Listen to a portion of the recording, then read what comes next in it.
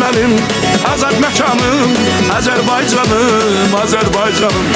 Ey yaman benim, Azər məkanım, Azərbaycanım, Azərbaycanım. Gezdim dünyanı yüreğimden sen, sanıyarken geceleri çekirem derdi. Hiç olmazsa birce defa sen ara beni, hiç olmazsa birce defa sen ara beni.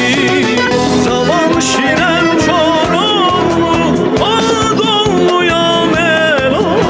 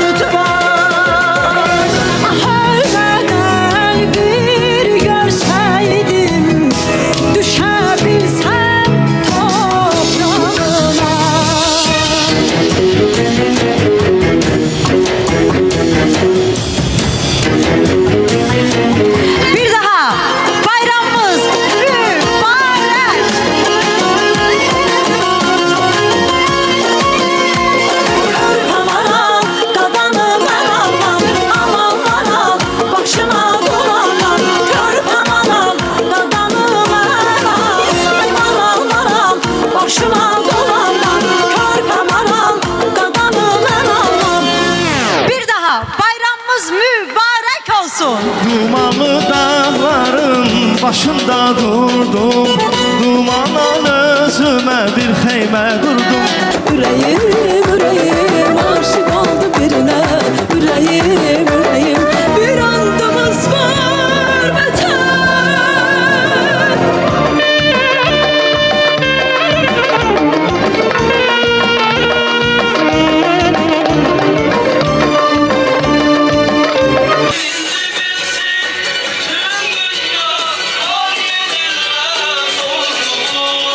Azərbaycan oluyam, Azərbaycan oluyam. Ölsə də yenilməz, düşsə də çəkinər.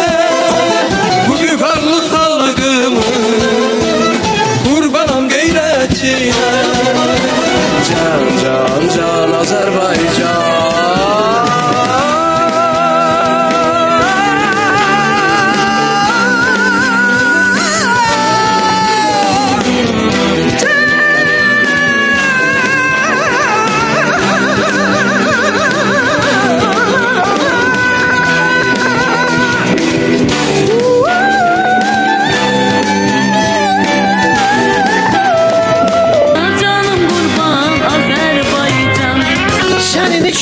Can verərik, qan tökərik doğma vətən.